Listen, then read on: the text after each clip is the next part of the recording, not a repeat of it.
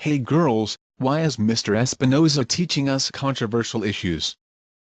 Mr. Espinoza mentioned that these discussions will not help us reduce the number of controversies in our lives, but it does help us deal with controversies critically and sensitively. Well, I don't mind. Those topics are kind of interesting. But I find some topics quite disturbing. Like gay marriage, religion, and suicide due to cyberbullying. Those topics really changes how I see the world. I guess that's the real world. You are right. I think I'm more open-minded now. I can accept or tolerate different viewpoints even if I disagree. I like how Mr. Espinoza handles controversial issues because he is very open-minded and he doesn't try to convert people into believing things. I don't think every teacher is like that. Some has very strong opinions and most of them don't like to cover these explosive subjects. I bet the content of these discussions can sometimes offend parents.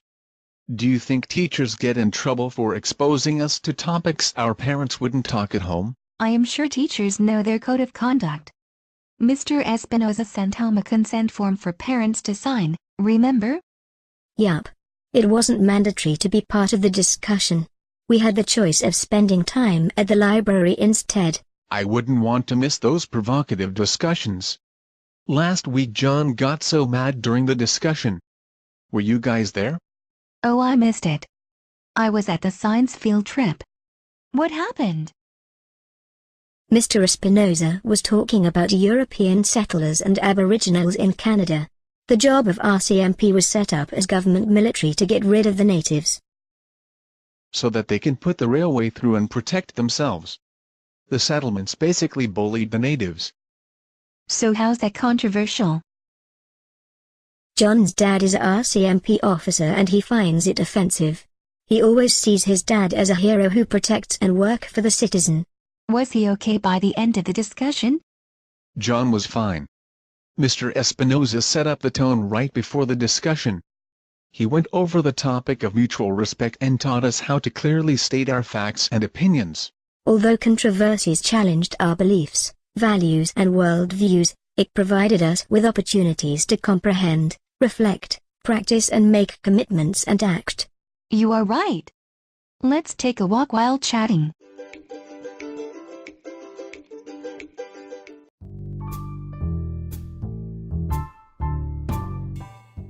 Hello, Mrs. Chang. Do you have a minute to talk? Yes. How can I help you, Jenny? I have encountered a dilemma. I have a good friend who got pregnant recently. She is more prone to abortion, but she isn't too sure. So she asked my opinion. Since I am a Christian, my belief is against abortion. How do I give her a neutral opinion so we won't end up in a fight? Well, it's always difficult to answer this type of question, but it's good you brought it up because this kind of controversies happens in our daily lives. You don't want to break this relationship, yet you want to hold on to your religious principle? That's right. She is a really good friend of mine. Firstly, you must have empathy, meaning thinking in her shoe. It must be a tough decision for her right now at this young age. Yeah, she is still a student, so she is still relying on her parents financially. Yes. Therefore, respect and be a good listener. Secondly, you can probably do some research and tell her about pros and cons of abortion. Well, I guess the responsibility of parenting is beyond our capability, but on the other hand, it is very harmful for her body. And that's killing an innocent life. That's right. Just try to analyze it objectively. Thirdly, after all, the decision is entirely up to her. She needs to take full responsibility for her own decision. Thank you, Mrs. Chang, for breaking down such an abstract dilemma into a systematic way. Jenny, I have confidence in you to handle this conversation with your friend and be supportive. Good luck.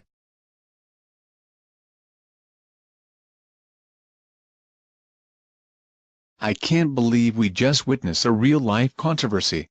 The discussion really helped us develop critical thinking and face others' opinion objectively.